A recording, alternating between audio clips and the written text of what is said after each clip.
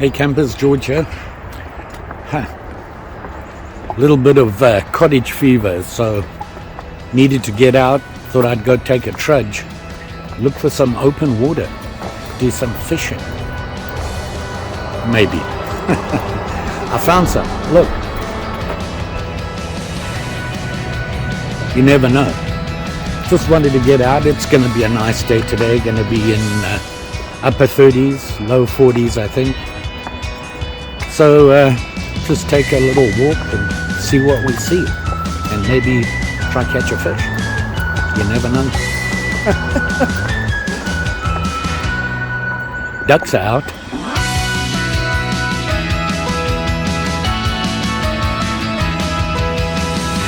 See, here's the open water that I found, and where it is, it's the junction of the Straight River and the Cannon River, which is right down that way. And of course back here is the 3 highway and Woolen Mill. It's down the back there. But there's a little trail here I'm going to walk on and see what we see. But the ducks are having a good time. You can see them all down there. You see if I can zoom in. See them there. Walking around on the ice. In the water, they got to be cold. Well, at least they're having a good time. I'm going to go down there. Try over there. At the convergence of the 2 rivers. Big word for today. You can see here the water comes right up here to the walk. And I've never seen that before. Now we've had kind of rain and sleet a lot the past couple of days, kind of snowing on and off, and rain, some wind, things like that, but you can see where the water down here is frozen. But I've never seen the water this high up here. Interesting. Hopefully I can get down there. We will see. You know, I often see the trains going by and I see the graffiti on them. I mean, look at this train. That's pretty intense. Had to have taken a while, and where do they find the time to do this without being caught? I mean, that must have taken a while. Oh well, what do you do? So I'm walking down this road and you can hear my steps. It got really cold and windy this weekend, and it snowed kind of, and now the snow is literally frozen on the ground. And that's a little suspect for me because I'm not wearing the right shoes, and I didn't bring my cleats, my chains. Tut tut, George. Gonna have to walk carefully here because there's ice underneath this top layer of snow. I'm hoping from here I'll be able to get to the water. It's not looking too promising right now. You can see that the snow is rock hard. You don't even sink in it.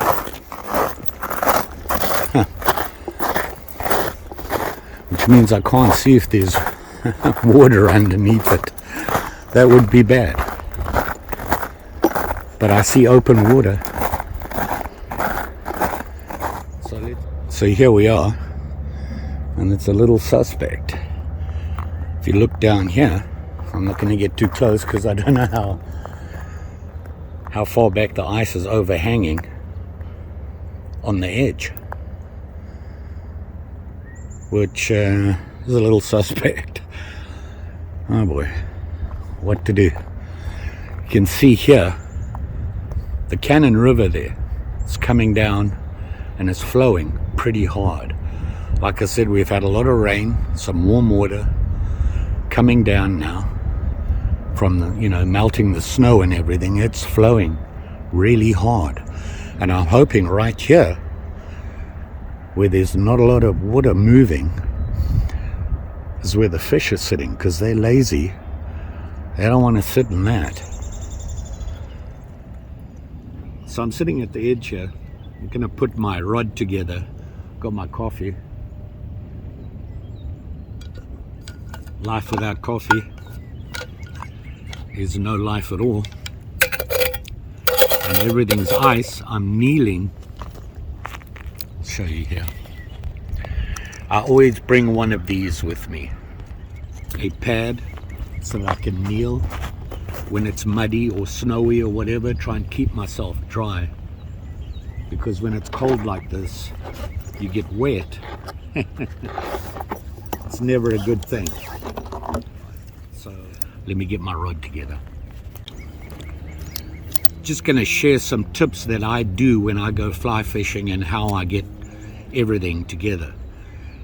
This is a 3-piece rod. It's a G Loomis cross current. It's 9 foot, 7 weight 3-piece. So it's a pretty sturdy rod for this kind of fishing. You know, if I get into a big pike or something, I'm hoping that my leader will break first before it breaks my rod. I have some lighter rods. The 7 weight is a good all-round rod. You can use it anywhere, in flat water, on a lake, in a stream, and it's a little heavier. It's not as forgiving when you cast. It's a little stiffer. I have a Sage 5 weight, which is the perfect rod I have, my best setup. But I decided to bring this one. When you put your rod together and you connect them, the trick is, and you should always do this, you slide it on when it gets a little tight. Just give it a twist and line it up. It's always the best way to do it. That way it sticks better and you don't use that same furrow. Every time you put it together, eventually going to come loose. You want to make sure your eyes are all straight. Have a look-see down. And then you can put your reel and your line on. So I got my reel on, and this is a Galvin reel, and it's rated as a 5/6 weight reel, which is a little light, not the true size for this rod, but it works for me. And these Galvins, although pricey, are worth every penny. I want to show you something when you are working with fly line. I don't know if you've ever had it. You put your line through the eye of your rods, you get almost to the end and you drop it and it slips all the way down and you got to start again. The reason is the fly line's heavier than your leader, so it'll slide back down. It's really smooth in the eyes. So the trick is you go to the end where your leader and your fly line come together, make a little loop like this, and feed the fly line through. If you drop it, it won't slide all the way back down. So I do that, and then I can feed it through my eyes. If I drop it, it tends to fall like that. It won't slide all the way back down. So I'll just feed it through that way.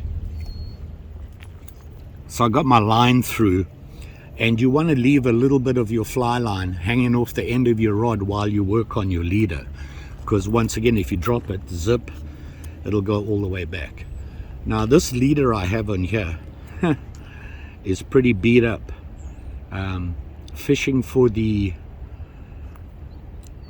pike the other day really beats up my line, and over there on the other side there is a lot of clam shells in the bottom, and although this is floating, I was using a bead head fly which sinks and it goes along the bottom. When you drag in it along the bottom there, it really slices up your leader on those clam edges. So you want to check your leader and make it's good. It's pretty beat up. This was originally a 9 foot. It's down to about 5 right now, so it's halfway. I should change it. It is a tapered leader.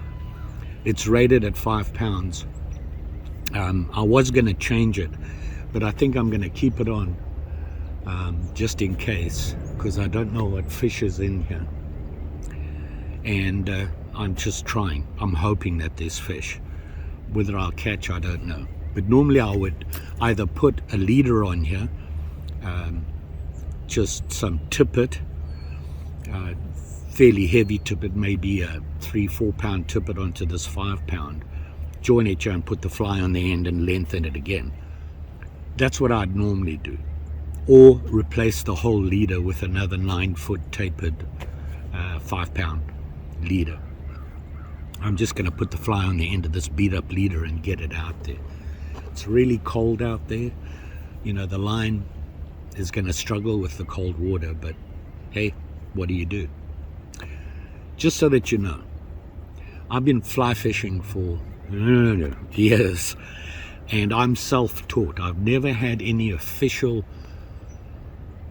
instruction on fly fishing, and everything I've learned out there doing it. And although it's not the best way, it works for me. Just the way I set up my rod, I'm right-handed, but I fly fish like a left-handed person. You know, I'll be casting, and then when I have to bring the line in, I have to change hands and strip with my right. It's just the way I am. But, you know, whatever makes you comfortable and works is the way to go. So I'm going to put a fly on here, but I want to show you how I like to tie a fly. You know, there's that normal fisherman, I forget what the knots are called, but it's the one that, you know, you loop it a couple of times, you pull it down and it snugs up really tight. The one I like to use is called what I call a stop knot. It doesn't go all the way down to the line, to the fly, and snug up tight to it. It leaves a little loop like that. And what that does is the fly sitting here has a lot of free movement. You get better movement out of your lure. This works for anything. Your lure or a fly or anything like that. It doesn't, when you're getting stiff, heavy line, it doesn't flex as much. So the movement of the fly is not as natural. You make a little loop like this and tie it on like that, the fly can really flop around and move the way it should. Let me try and show you how I do it. So the fly I have here is one of my favorites. It's this guy here, and it's called a thin mint. And if you look at the colors, it's kind of thin minty. And these are probably my most successful flies that I use. They catch anything, bass, crappie, sunfish, you name it, it catches it. Caught a lot of bass with this fly. I've caught pike, walleye with it. My favorite. This, I believe, is a number 4. So, I'm going to show you how I tied it on. It is a bead head, so which gives it some weight to sink down. What you do is you get your line and you make a simple overhand loop in it like that. See that? Then you're going to put your fly on the open end. Like that. Below that overhand loop. Okay. Then you're going to take your line and put it through that loop.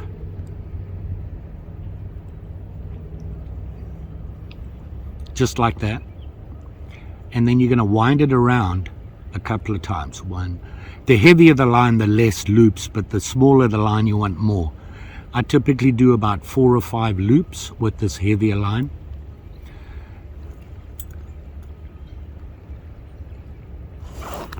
Then I'm going to bring it back and put it back through that loop, the same way you went in, he says. So I have it through there. I'm going to pull it.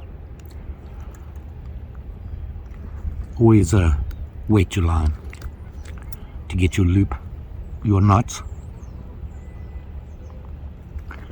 And what you land up with, can you see that? The fly is sitting on that little loop below where you had the overhand knot, and it gives it a lot of free movement. It moves very freely. You don't have this big knot here right up against the eye of the fly. That's the trick. Gonna get it tight here, snip it off. Leave a little tag on it. It's on there solid. Let's see if we can catch a fish. A lot of people struggle with the cast, and they get carried away with back and forth, back and forth, back and forth. They don't really get any distance. When you're fishing for an aggressive fish like pike, bass, that sort of thing, the fly hitting the water with a plop is not a bad thing. When you're fishing for trout that are skittish and using a dry fly, you want to settle it onto the water so that it sits on top and floats down and doesn't sink.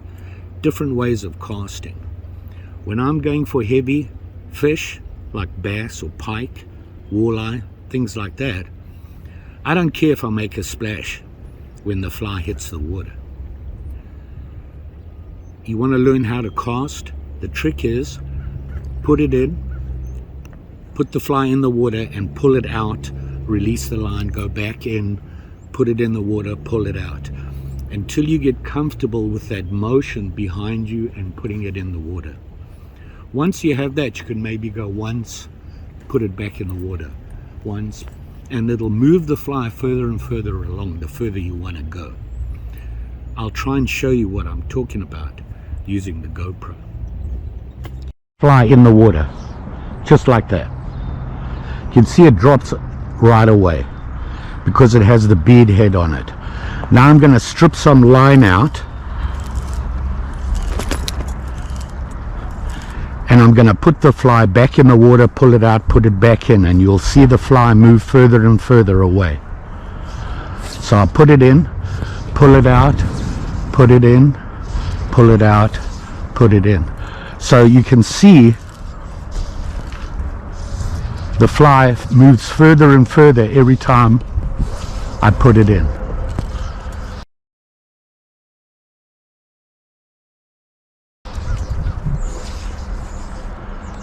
See that?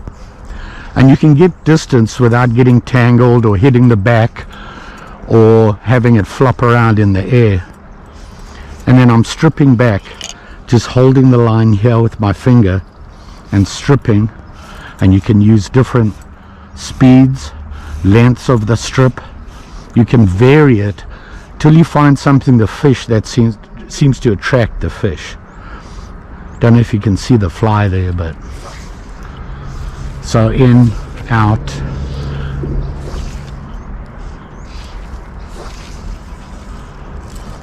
So I'm getting a little bit further and further out every time. By the way, always look behind you before casting, especially if you're in a popular fishing spot or picnic spot or whatever. People tend to stand behind you and watch you fly fish. You're casting your line back that way as well. Always look back before you start your cast. Oh yeah. So I'm just stripping here right now. I want to go right along the edge of the flowing water there, because I keep standing on my line here. And I just got tangled right in that tree. Okay, so I changed replaced my fly, because the other one is up in the tree there somewhere. The horror. By the way, if you want to fly fish, get used to that. I didn't check for trees, I checked for people. Oops. So you can see I'm putting the fly in the water, pulling it out and putting it back in. What that does is it puts tension on the line when you draw it back. So it helps you, what they call, load the line on the backstroke with that delay in coming forward. you're loading the line, because when you pull it out, it pulls nice and straight and then pulls it out. So that really helps. If you want to get some distance, you want to load that line. There is other ways to load it. It's called a double haul. You've seen people pull down when they pull it out. It loads the line. Same idea. So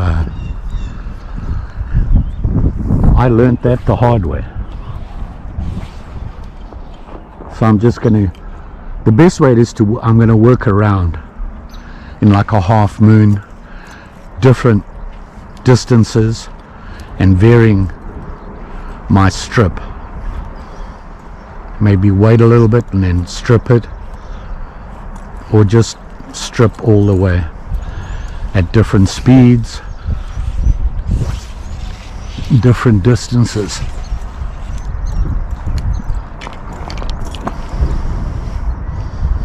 I'm going to let the fly drop a little bit here, and you can mend your line by doing that. I don't want it to come along here. It's a little bit shallower.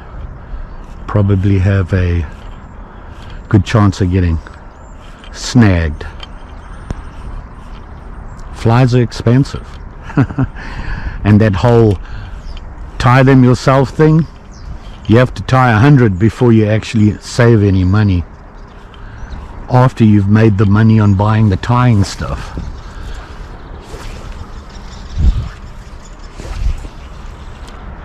These days online you can find flies for a pretty good price if you shop.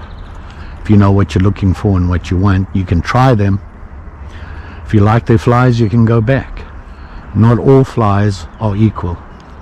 A fly might look good and it looks like it's tied well, but it doesn't last very long because all the stuff comes off.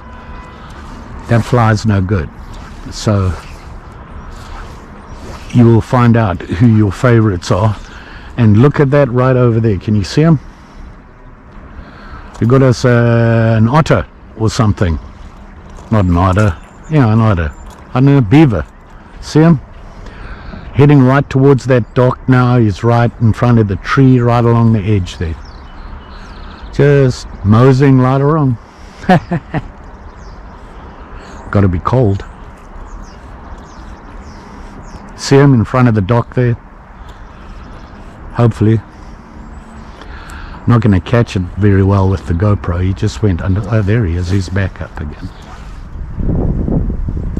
I'll let my fly drop.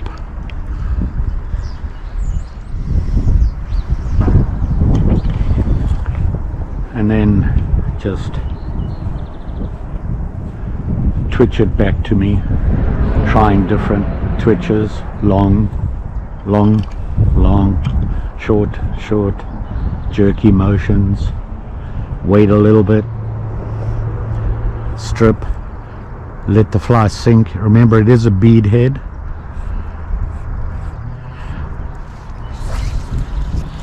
The most popular fly out there is called a woolly bugger, and basically it looks like a worm. It imitates a leech typically, and they come in different colors, bead heads, non-bead heads, that sort of thing, different sizes.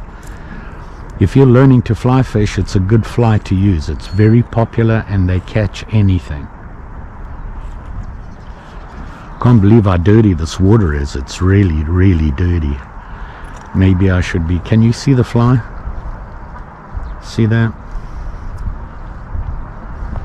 Has good movement on it. Well, didn't have any success, and I was starting to struggle to cast, and you can see why. My eyes are icing up and the line doesn't go smoothly through them, so we're gonna have to give that a miss. But hey, I'm outdoors and that's what's important. So I'm gonna sit here for a while. Maybe I'll see that beaver again, and have some coffee. My hands are frozen. What do you do? Don't forget, like, share, subscribe. You know the story. Thought I'd take you out on a walk. I'm gonna go walk some more, so don't stop now. We'll take some pictures and have a look at what's here, see what we can see. You remember now, you be safe out there. Let's go look for some things to take pictures of.